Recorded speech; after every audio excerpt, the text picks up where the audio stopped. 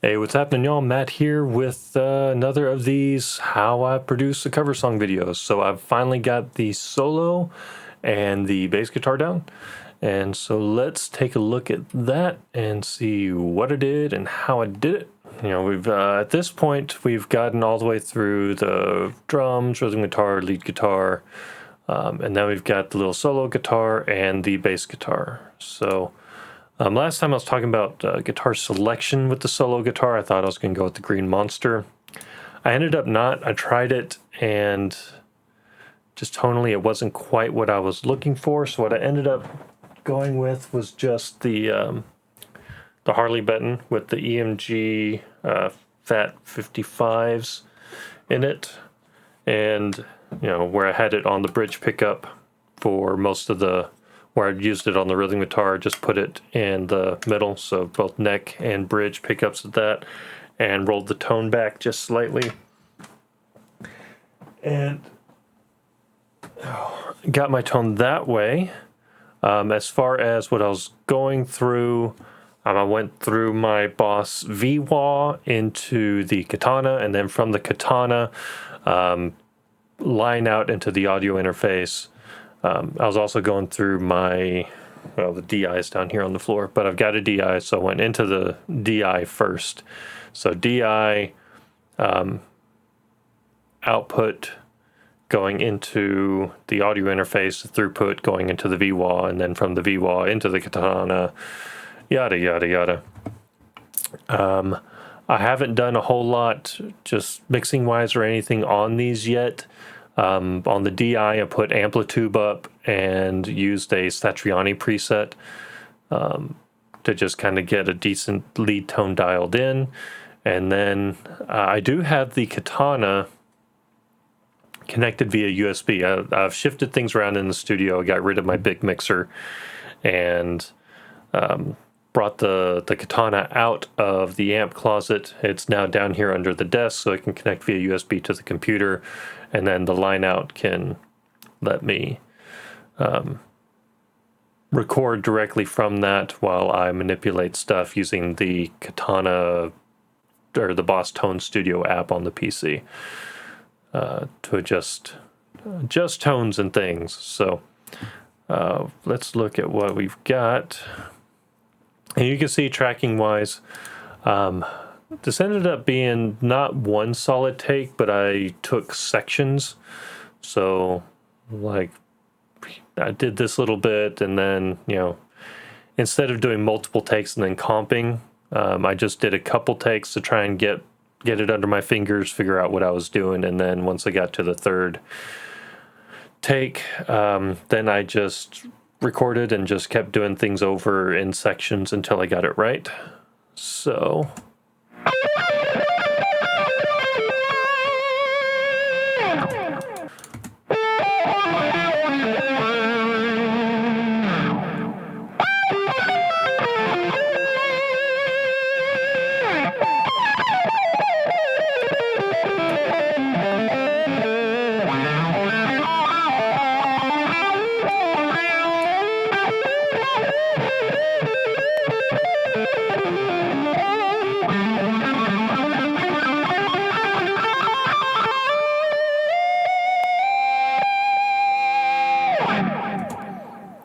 And I did do a YouTube short or a TikTok, whatever you want to call it, of me just playing straight through that. So maybe I can cut to that here.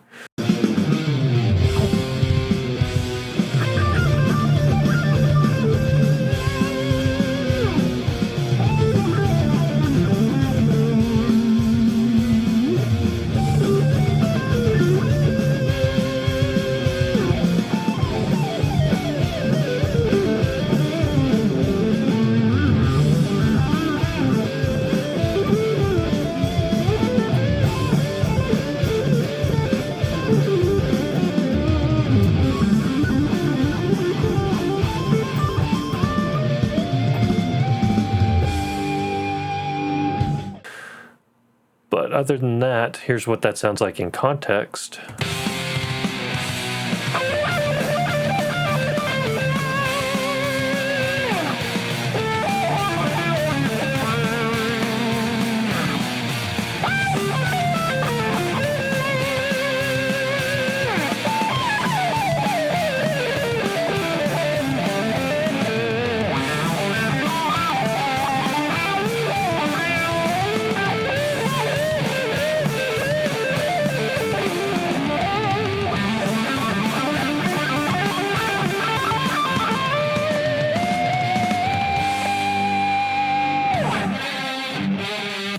So not bad. I mean, it's not exactly what Kirk did.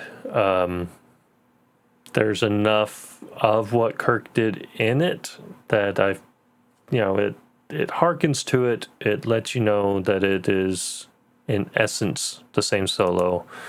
But it's got my own flair on it. I did a few less bends, did a couple more slides, and simplified a couple things just because I'm trying to get this done and didn't want to spend too long trying to get my chops back up to speed.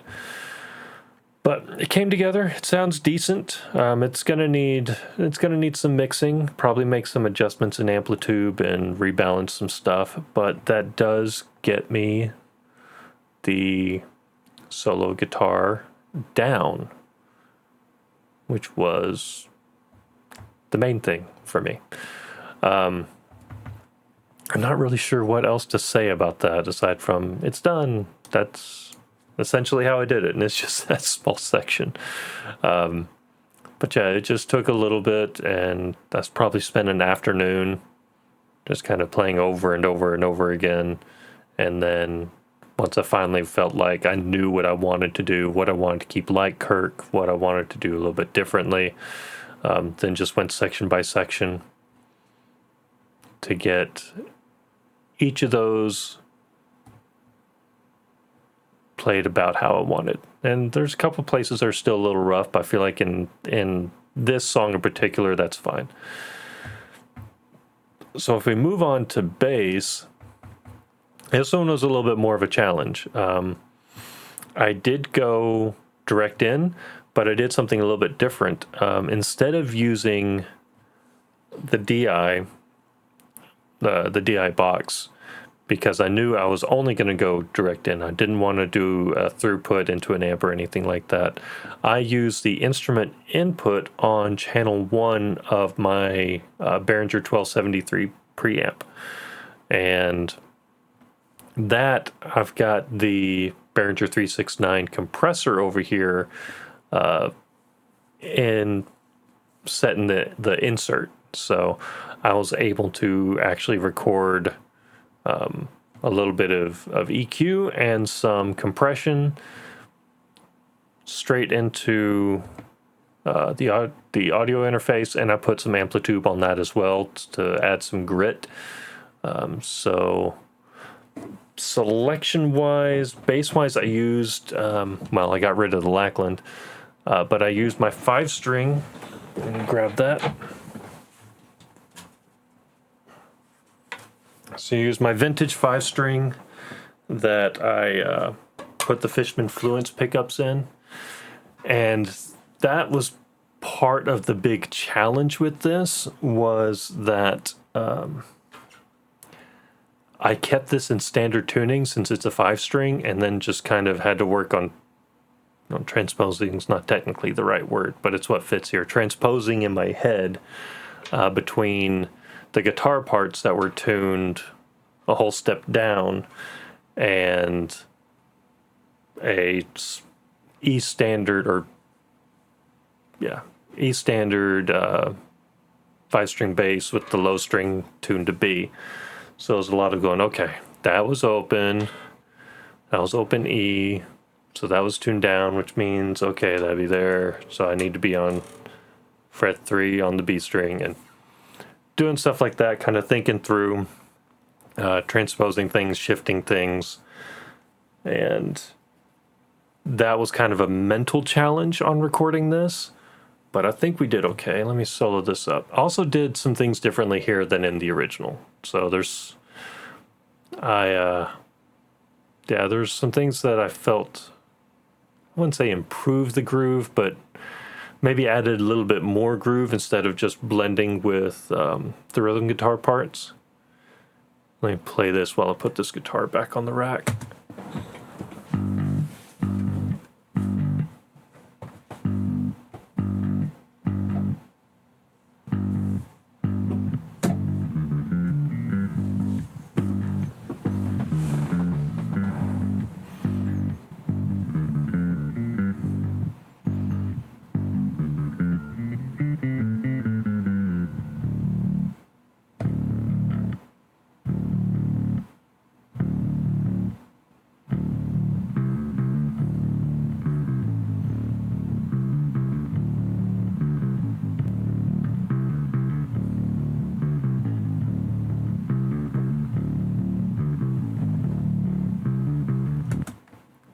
As you can see, decent tone on that. And for the Amplitube,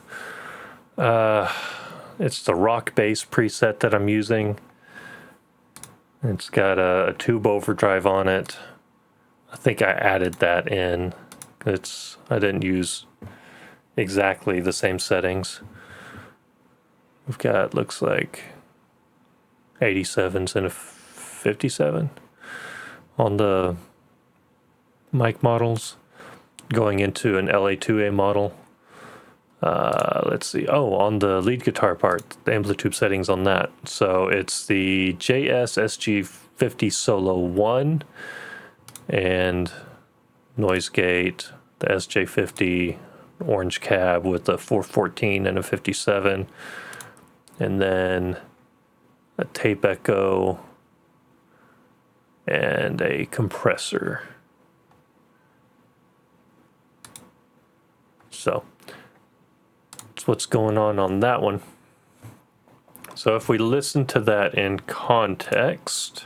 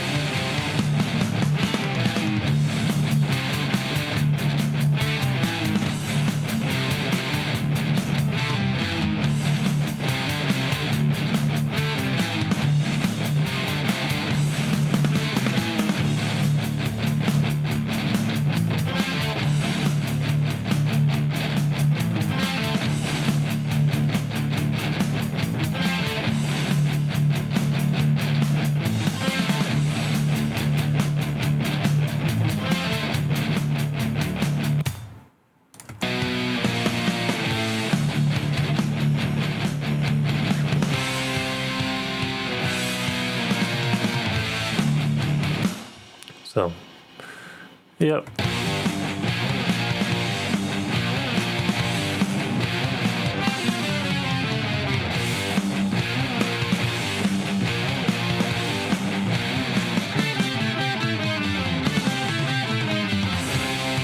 So you can see I recorded this in longer stretches.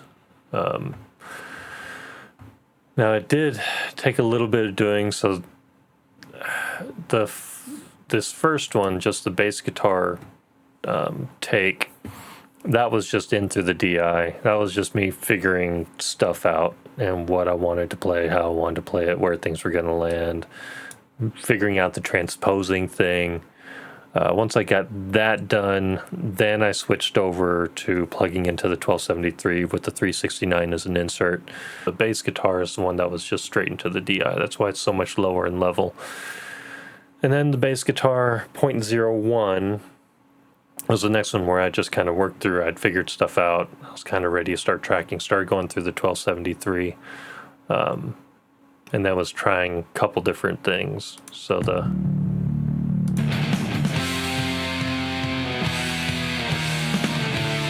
versus